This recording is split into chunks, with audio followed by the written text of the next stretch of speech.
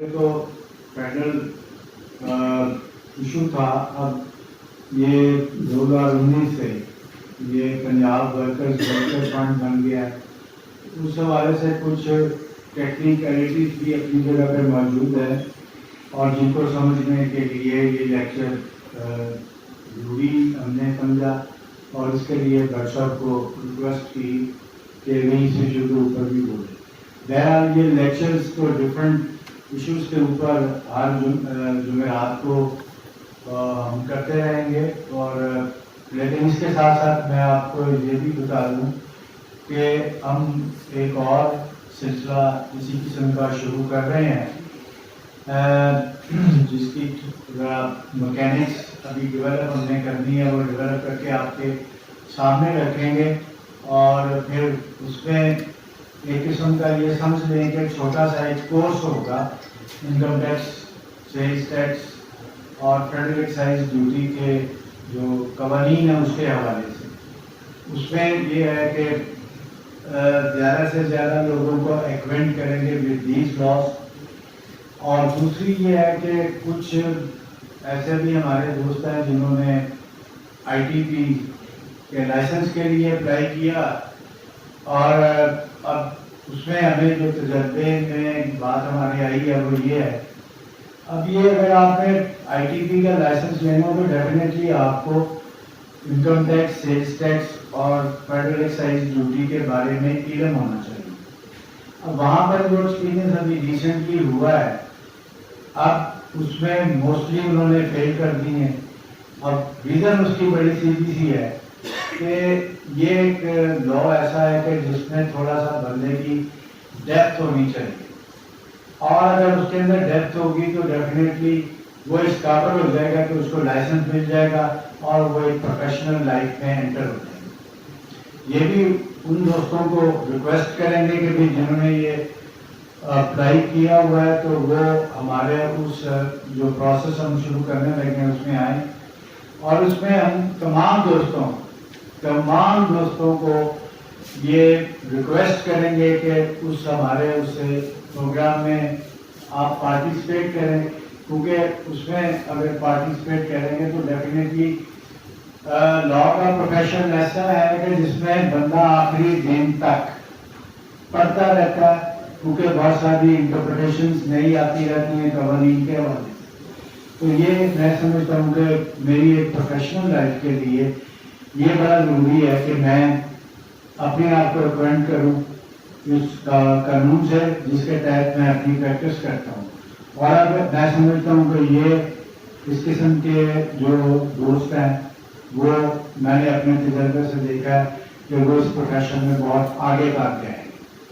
اور اگر ہم نے ایز اے وکیل ایز اے اس ٹیکس کی پریکٹس کے نقطہ نگاہ سے دیکھنا ہے تو یہ ایک اسپیشل لا اور اس کے حوالے سے ہمیں اپنے آپ کو لیٹسٹ چیزوں سے ایکوینٹ کرنا بڑا ضروری ہے. اور یہی ہماری پروفیشن میں ایک بہتری ہوگی اور ہمارے لیے ایک بہتر مستقبل جو ہے ایز اے پروفیشنل وہ ہمارا آگے راستہ ہمیں دکھائے گا اور ہم اپنے اس نقطہ نگاہ سے اپنے آپ کو بہت آگے لے جا سکتے ہیں.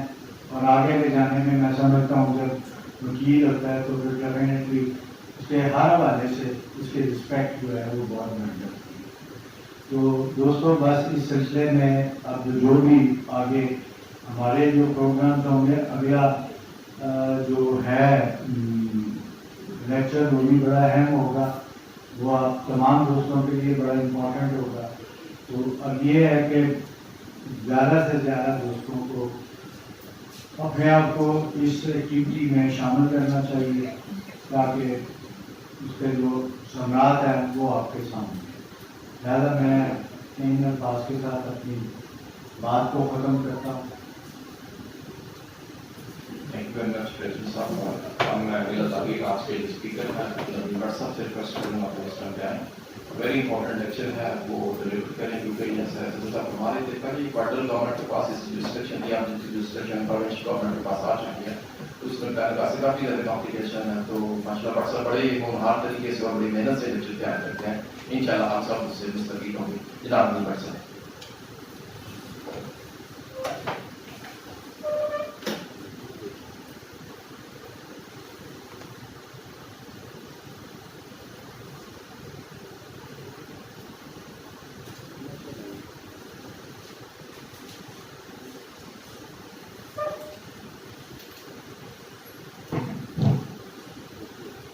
बिस्मिल्लाहिर्रहमानिर्रहीम।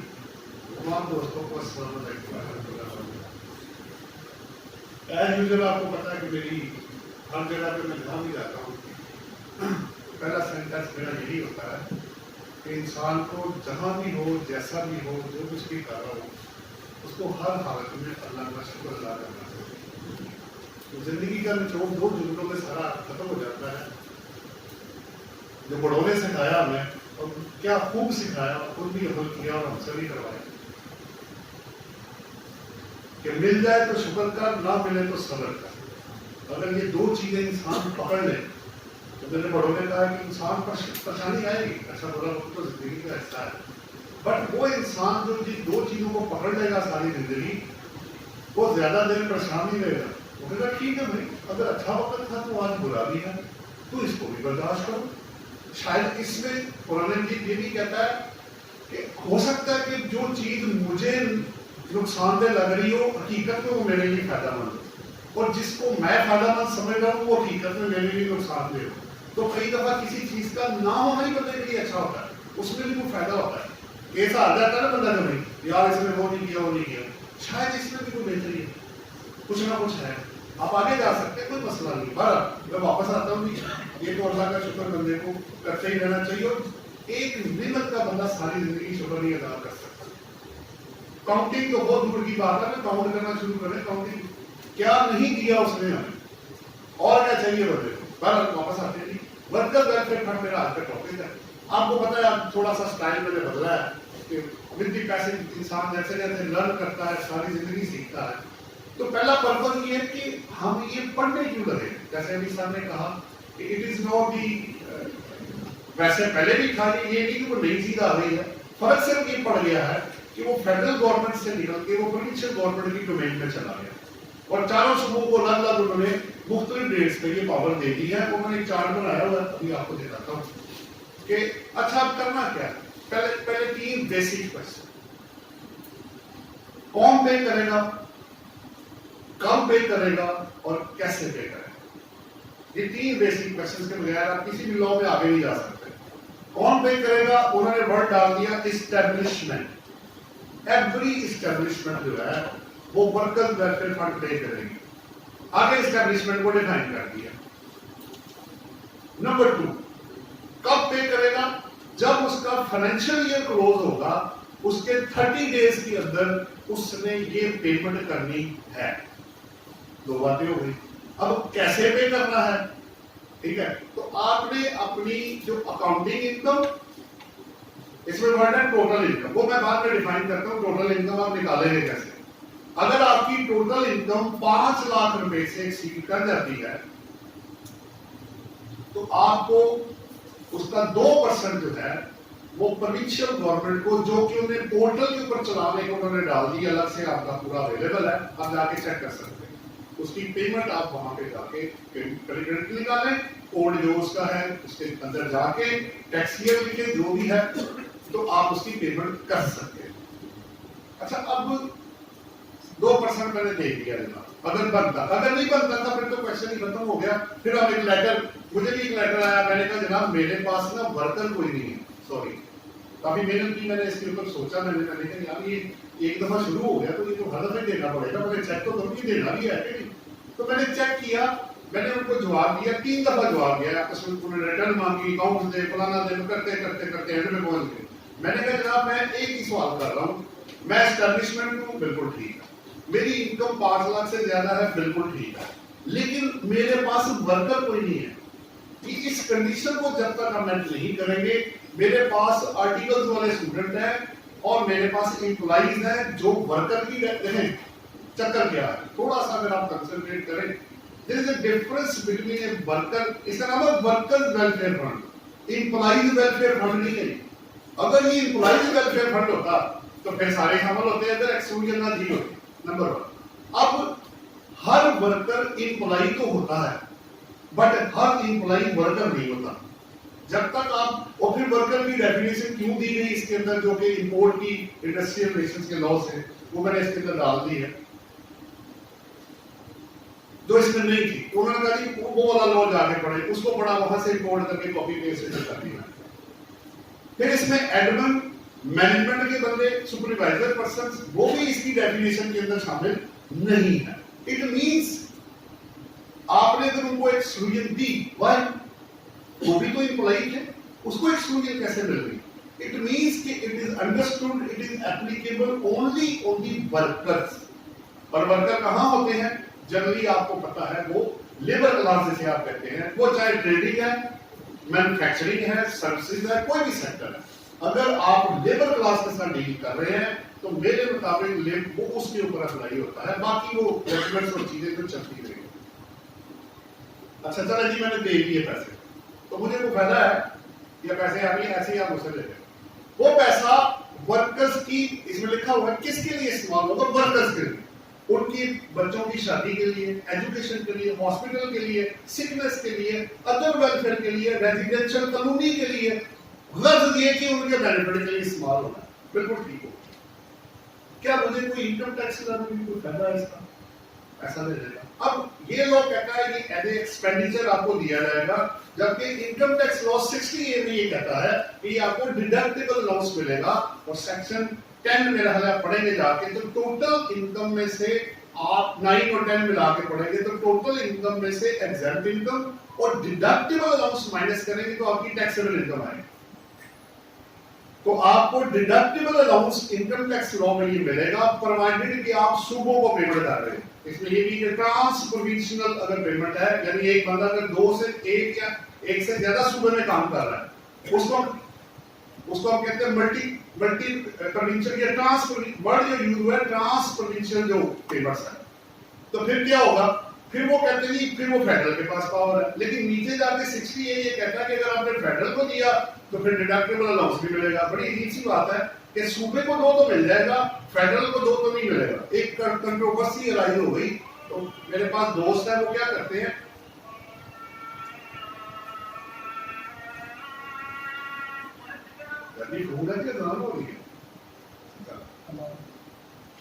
वो उन्होंने क्या किया कि उनकी कंपनी 2 जगह पे काम कर रही थी। उन्होंने नंबर ऑफ एम्प्लॉइज निकाले, जितने उनके सिंध में थे वो टैक्स दे दिया सूबे को, सिंध को, और जितना पंजाब था इनको दे दिया।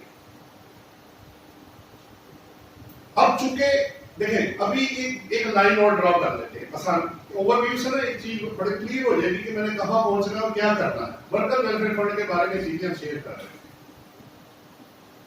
अब क्योंकि दिसंबर 2019 में ये लॉ पास हो गया, ठीक है, ऑब्वियसली गवर्नर के थ्रू आया, उधर आपका फेडरल गवर्नमेंट है, इधर प्रोविंशियल गवर्नमेंट। दिसंबर में ये आया क्योंकि इन्होंने ना फाइनेंशियल ईयर के बेसिस पे, इसका मतलब है कि पहला जो साल सूबे के पास गया है पंजाब के अंदर, वो टैक्स ईयर 2020 होगा, 19 नहीं होगा, 20 होगा, क्योंकि दिसंबर 19 में तो आया, जून 19 तो क्लोज हो चुका हुआ था।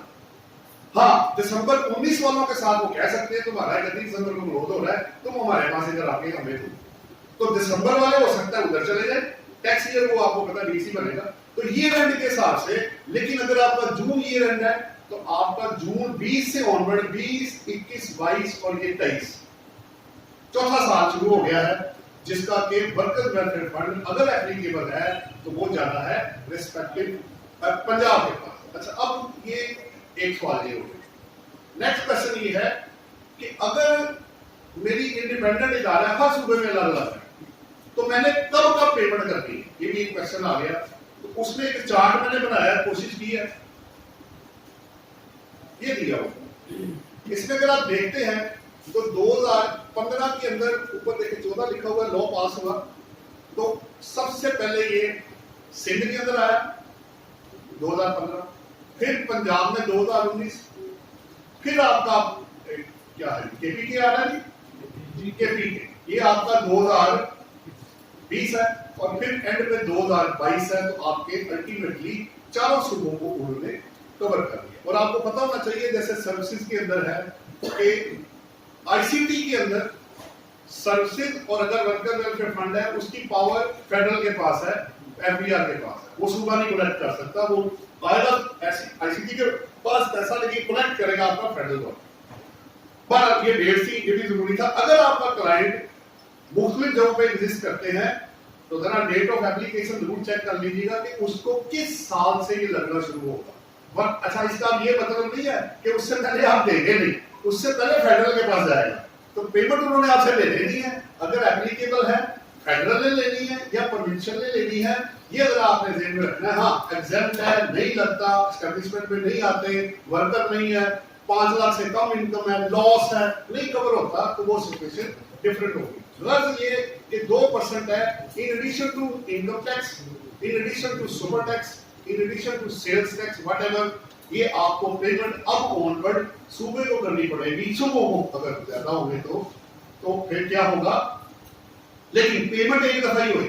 اگر میرا کلیکٹیو پروفٹ ہے, میں اکٹھا دوں گا, تو سپریم کورٹ کی ججمنٹ ہے, اس میں نمبر آف امپلائیز کا بھی کہا گیا ہے کہ اگر آپ مختلف صوبوں میں کام کر رہے ہیں تو نمبر آف امپلائیز کے ساتھ ڈسٹریبیوشن کر رہے ہیں. اچھا چلیں, آپ نے کہا جی کیلکولیشن بھی میرے پاس آ گئی. اب سوال یہ ہے, 2% تو سمپل ہے. اچھا مجھے پہلا میرا کوشچن یہ ہے کہ مجھے اسٹیبلشمنٹ کی ڈیفینیشن کے اندر پہلے آنا ہے. 4 چیزیں پہلے, 4 ٹیسٹ اپلائی کرنے آنا ہے. اسٹیبلشمنٹ, ٹوٹل انکم, ورکر, اور جو آپ کی انکم آئی ہے وہ کتنی بن رہی ہے. یہ 4 بیسک کوشچن آپ کلیئر کریں تو پھر آپ اس کے اندر آگے جا سکتے ہیں. اچھا اب میں نے اس کی ڈیفینیشن پھر بولڈ کر لی, جو مجھے ملی. یہ اوور آل میں آپ کو بعد میں دکھاتا ہوں. اس میں نے ڈیفینیشن, یہ ہے جی آپ کے پاس امپلائر, یہ اسٹیبلشمنٹ ہے جو میں نے اس لا میں اوپر والا پیرا لیا ہوا ہے, نیچے والا میں نے امپورٹ کیا ہے انڈسٹریل, اسی لا سے, انڈسٹریل ریلیشن ایکٹ 2010 سے, اور بڑا کلیئرلی میں نے ریڈ کر دیا, آپ کو ویسے بتا دیا ہے. وہ امپلائز ورک مین پہلا, دوسرا بزنس اور انڈسٹری, ٹھیک ہے. اب اسٹیبلشمنٹ, اب اس میں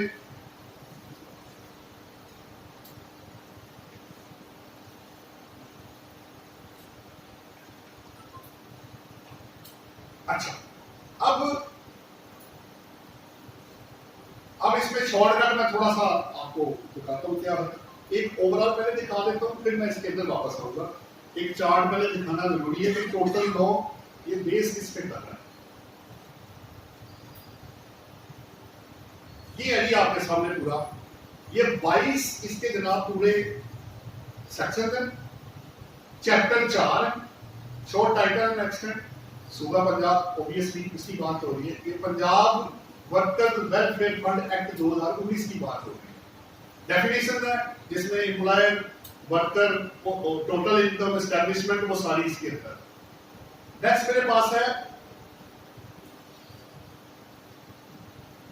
دوسرا چیپٹر, اس کا سائز کیا پڑھاؤ,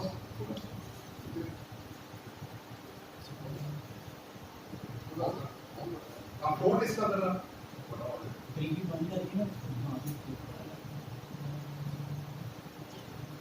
بے شک ٹھیک. ہاں ایسے اور تھوڑا سا اس کو فل اسکرین کر دو.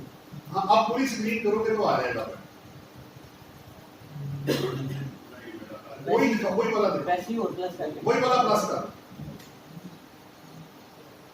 پھر اسی کو پلس کرتے جاؤ نا, بس ٹھیک. پہلا جی آپ دیکھ رہے ہیں, 2 میں نے آپ کو بتا دیے یار, بڑا نہیں کرنا, ادھر ہی رہنے کرنا, بس اتنا ہو جاتا ہے. اب کانسٹیٹیوشن آف دا فنڈ ہے جی.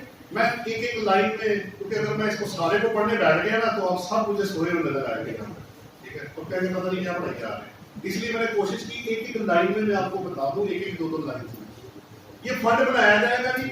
اس کا پریزیڈنٹ ہے, اس کا سیکرٹری ہے, اس کے امپلائیز ہے, اس کی یوٹیلائزیشن ہے, کہاں لگنا ہے, کیسے لگنا ہے, وہ